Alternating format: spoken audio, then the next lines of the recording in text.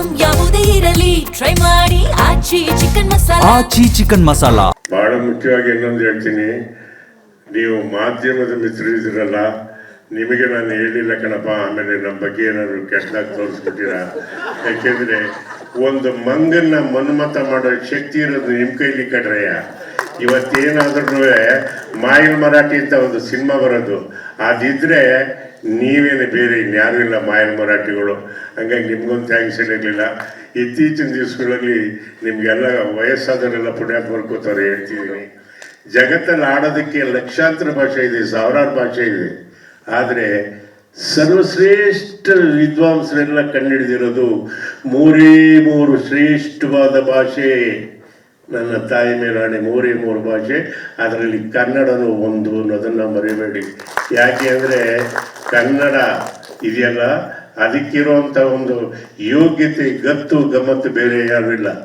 ಆಂಗ್ಲರ ಆಡಳಿತದಲ್ಲಿ ಕನ್ನಡ ಏನಿತ್ತು ಅಂದರೆ ಸುಭದ್ರವಾಗಿತ್ತು.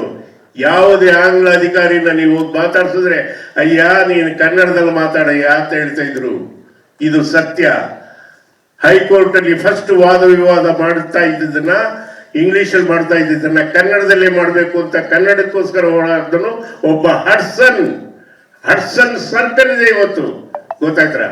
ಕನ್ನಡದಲ್ಲೇನೆ ಶಾಲೆಗಳನ್ನ ತಮ್ಮ ಜೋಬಿಂದ ದುಡ್ಡಾಕಿ ನಡೆಸದವರಿದ್ದಾರೆ. ಕಬ್ಬನಿದ್ದಾನೆ. ನಿಮ್ಗೆ ಹೆಂಗೆ ಹೇಳೋದು, ಗುರುರಾಯರು ಸತ್ತ ಮೇಲೂ ಸಹಿತ 180 ವರ್ಷ ಆದ್ಮೇಲೆ ನೋಡಿದಂತ ಆಂಗ್ಲ ಅಧಿಕಾರಿ ಮನ್ರೋ, ವಿಲಿಯಮ್ಸ್ ಮನ್ರೋ.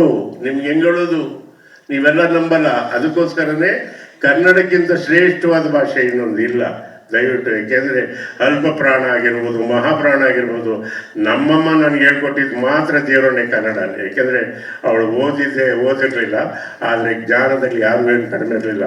ನೋಡು ಮಗನೇ, ಆಕಾಶದಲ್ಲಿ ಚಂದ್ರಮ್ಮನ ನೋಡ್ಕಂದ, ಚಂದ್ರಮ್ಮನ ನೋಡು ಅಂತ ಹೇಳ್ಕೊಟ್ಲೆ. You seen moon my son, you seen moon ಅಂತ ನಮ್ಮಮ್ಮ ದೇವರನ್ನೇ ಇರಲಿಲ್ಲ. ಇವತ್ತಿನ ಅಮ್ಮಂದಿರು ನೋಡ್ತಾ ಇದ್ದೀನಿ ನಾನು. ನಮ್ಮ ಅಮ್ಮದಿರ ಬೀದಿಲೆಲ್ಲ ಮಾತಾಡ್ಕೊಂಡು ಹೋಗ್ತೀರಾ, ತರಕಾರಿ ತಗೋಬೇಕಾದ್ರು ಮಾತಾಡ್ತೀರಾ, ರೋಡ್ ಕ್ರಾಸ್ ಮಾಡ್ಬೇಕಾದ್ರು ಮಾತಾಡ್ತೀರಾ. ಬ್ಯಾಡ ಕಟ್ರವ. ಯಾಕೆಂದ್ರೆ ನೀವು ಕಲಿಸಿರೋ ಸಂಸ್ಕಾರನೇ. ಇವತ್ತೇನಾದ್ರು ನಮ್ಮಮ್ಮ ನಮ್ಮಪ್ಪ ಕಲಿಸ್ತಿರೋ ಸಂಸ್ಕಾರ ಇಲ್ಲದ್ರೆ ಬಂದರೆ ಅದಕ್ಕೆ ಭಾಷೆ ಬಹಳ ಮುಖ್ಯವಾಗುತ್ತೆ. ಕನ್ನಡನ ಮರಿಬೇಡಿ. ನಾನು ಮುಖ್ಯವಾಗಿ ನಮ್ಮ ಇವರಿಗೆ ಮಾಯಲ್ ಮರಾಠಿಗಳಿಗೆ ಥ್ಯಾಂಕ್ಸ್ ಹೇಳಬೇಕಾಗಿತ್ತು. ಚೆನ್ನಾಗಿ ತೋರಿಸ್ರಪ್ಪ ಎಲ್ಲರೂ. ನಮಸ್ಕಾರ.